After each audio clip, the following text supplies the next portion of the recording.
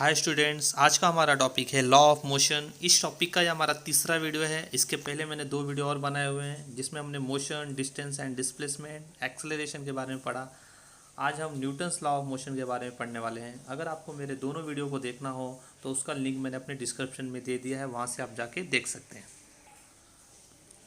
तो टॉपिक को स्टार्ट करते हैं, न्यूटन्स लॉ ऑफ मोशन। तो यहाँ पे कुछ क्वेश्चंस हमारे सामने हैं, देखते हैं। What could be the reason for the following. अभी जितने भी क्वेश्चन है उसका रीज़न क्या है, ऐसा हमको पूछा जा रहा है। तो फर्स्ट क्वेश्चन है, a static object does not move without the application of force. कोई भी ऑब्जेक्ट है, अगर कोई रुका हुआ ऑब्जेक्ट है, जब तक हम उस पर फोर्स अप्लाई नहीं करते तब तक वो मूव नहीं करता है। तो इसका रीज़न पूछ रहा है, ऐसा क्यों होता है। The force which is sufficient to lift a book from a table is not sufficient to lift the table.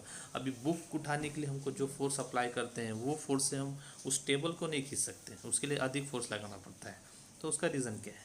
Fruits on the tree fall down when its branches are shaken. जब हम किसी पेड़ की टहनियों को हिलाते हैं तब फल गिरता है। And fourth one, an electric fan keeps on rotating for some time even after its switch off. जब हम फैन को बंद कर देते हैं तो बंद करने के बाद भी वो उसके जो फैन जो है वो रोटेट होता रहता है। तो ये चारों के रीज़न क्या है, तो देखते हैं। If you look the reason for the above we realize that the object have some inertia. अगर हम इन चारों का रीज़न ढूंढने जाएंगे तो यहाँ पे हमको एक चीज़ मालूम पड़ता है कि जितने भी ऑब्जेक्ट होते हैं उनमें इनर्शिया होता है। इनर्शिया को हम हिंदी में जड़त्व बोलते हैं।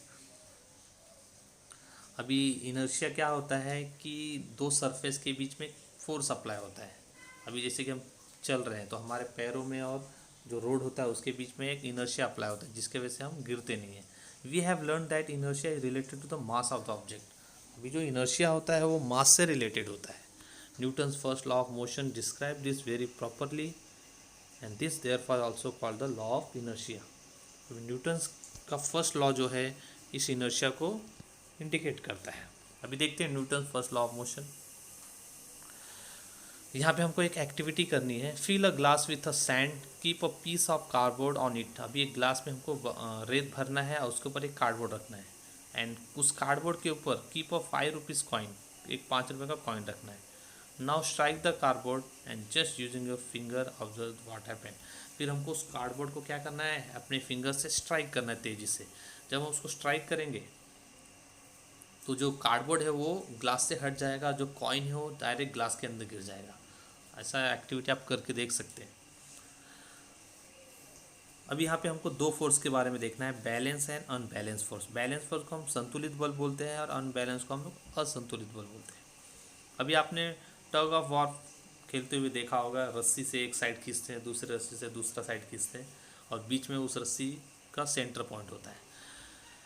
You must have played tug of war so long as force applied by the both side are equal. अगर दोनों साइड इक्वल फोर्स अप्लाई हो रहा है, the balance the centre of the rope is static in the spite of the applicable forces. तो उस रोप का जो centre होता है वो सेंटर पोजिशन पे ही होता है, उसे हम बैलेंस फोर्स बोलते हैं। Other hand when the applied force become unequal, अगर जो अप्लाइड फोर्स है वो अनइक्वल हो गया, मीन्स एक साइड ज़्यादा हो गया एक साइड कम हो गया, तो अनबैलेंस, उसे हम अनबैलेंस फोर्स बोलेंगे। और net force get applied in the direction of greater force. अभी इसके बाद क्या होगा कि जहाँ पे ज़्यादा फोर्स अप्लाई हो रहा है वहाँ पे फोर्स ज़्यादा अप्लाई होगा एंड द सेंटर ऑफ रूप शिफ्टेड इन दिस डायरेक्शन। उसके बाद रूप का जो सेंटर होगा वो उस डायरेक्शन में शिफ्ट हो जाएगा। अब यहाँ पे हम देखते हैं न्यूटन फर्स्ट लॉ क्या है। An object continuous to remain at a rest और in a state of uniform motion along a straight line unless an external unbalance force act on it. कोई भी ऑब्जेक्ट अगर रेस्ट में है तो rest में ही रहेगा, अगर कंटिन्यूअस मोशन में है तो कंटिन्यूअस मोशन में ही रहेगा, जब तक उस पर कोई एक्सटर्नल अनबैलेंस फोर्स नहीं अप्लाई होता है। ये न्यूटन का फर्स्ट लॉ है। ये ब्लैक लाइन वाली हमको बाय हार्ट करना है। अगर एग्जाम में बोलेगा write down the Newton first law, तो ये हमको ये लाइन को लिखना है।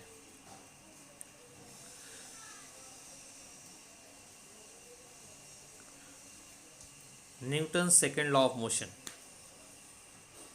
अभी यहाँ पे भी हमको कुछ क्वेश्चंस पूछ रहे हैं,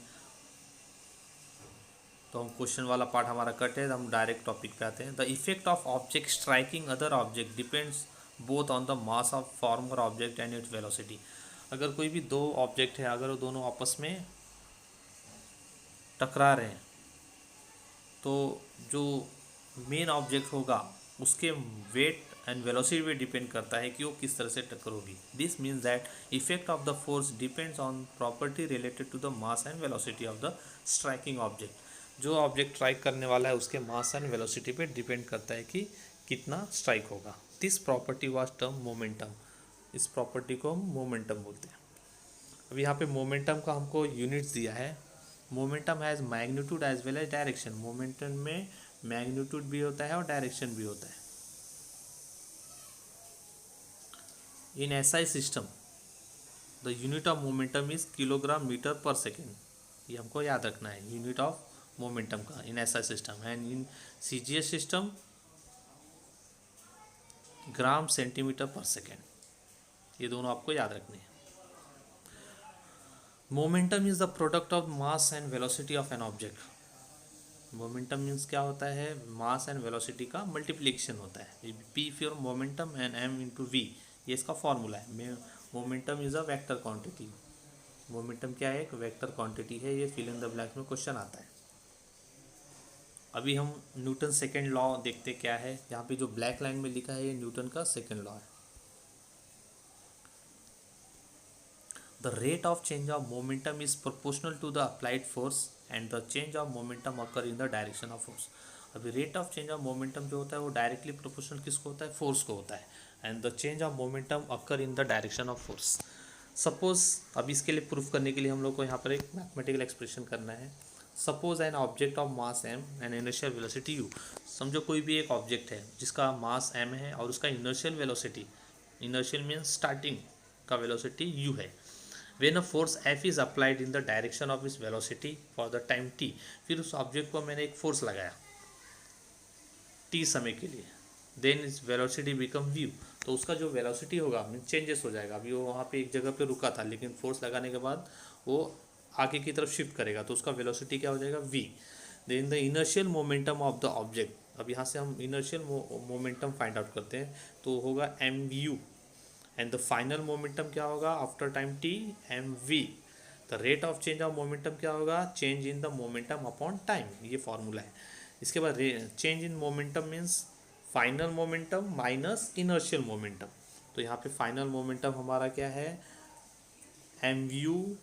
mv minus mu upon T. अब यहाँ से हम m को कॉमन निकालेंगे तो v minus u upon T आएगा। अब यहाँ से एक वैल्यू होता है v minus you upon T का जो वैल्यू होता है वो a के इक्वल होता है। तो यहाँ पे m इंटू ए हो गया। Means rate of change of momentum is equal to M A. According to the Newton second law of motion, rate of change of momentum is directly proportional to the applied force. अभी हमने Newton के second law में यही पढ़ा कि rate of change of momentum is directly proportional to applied force.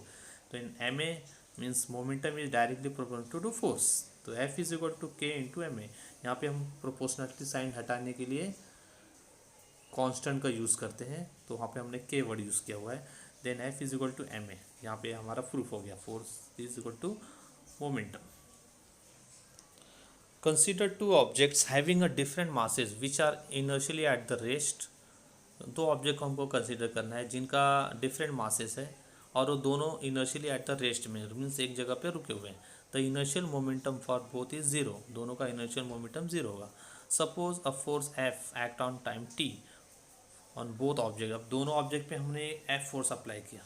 The lighter object starts moving faster than the higher object. उसमें इससे क्या होगा, जो लाइटर ऑब्जेक्ट हो, जो हल्का ऑब्जेक्ट है वो तेज़ी से फास्ट करेगा और जो हैवियर है वो स्लोली करेगा। अब यहाँ पे हम ऐसा यूनिट देखते हैं। इन SI system the unit of force is Newton. Force का जो एसआई सिस्टम में यूनिट है वो न्यूटन है। तो यहाँ पे हमको नीचे न्यूटन का डेफिनेशन बताया गया है। The force necessary to cause an acceleration of 1 metre per second square in object of mass 1 kg square as a 1 newton. ये न्यूटन का डेफिनेशन हमको याद करना है, एग्जाम में आता है। फिर उसके नीचे हमको CGS का यूनिट दिया है। CGS system the unit of force is dyne. अब यहाँ पे हमको डाइन का भी डेफिनेशन दिया है, वो भी हमको ऐड करना है। Dyne is equal to the force necessary to cause an acceleration of 1 centimetre per second square in an object of mass 1 gram is called as a 1 dyne. ठीक है। लास्ट में हम देखते हैं Newton's third law of motion.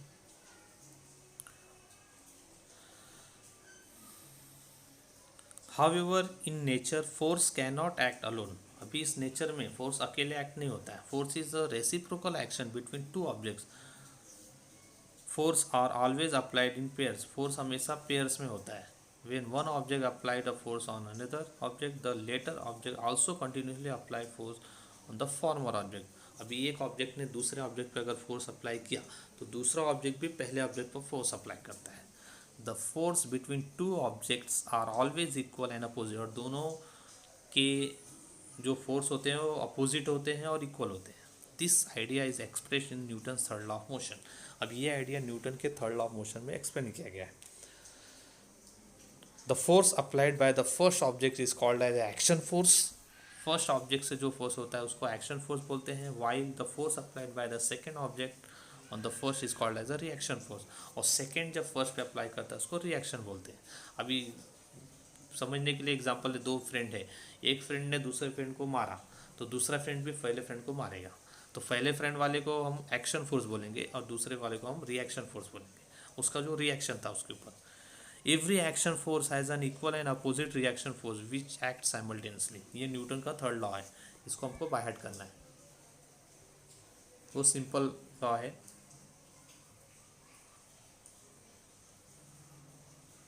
अब इस topic के last part पे आते हैं, law of conservation of momentum. तो यहाँ पे हमको लॉ बताया है, इसके लॉ को याद करना है only. When no external force act on two interacting objects their total momentum remain constant, it does not change. अगर कोई भी दो ऑब्जेक्ट है और उस पर कोई एक्सटर्नल फोर्स अप्लाई नहीं हो रहा तो उनका जो मोमेंटम होगा वो कांस्टेंट होगा। And when two object collides the total momentum before collision is equal to the total momentum after collision. अगर दो ऑब्जेक्ट एक दूसरे को टक्कर मारते हैं तो टक्कर के पहले का जो मोमेंटम होगा और टक्कर के बाद का जो मोमेंटम होगा वो दोनों इक्वल होगा। ये हमारा है law of conservation of momentum. ये भी एग्ज़ाम में पूछा जाता है। तो यहाँ पे हमारा टॉपिक कंप्लीट होता है। नेक्स्ट वीडियो में हम इसका एक्सरसाइज पार्ट देखेंगे।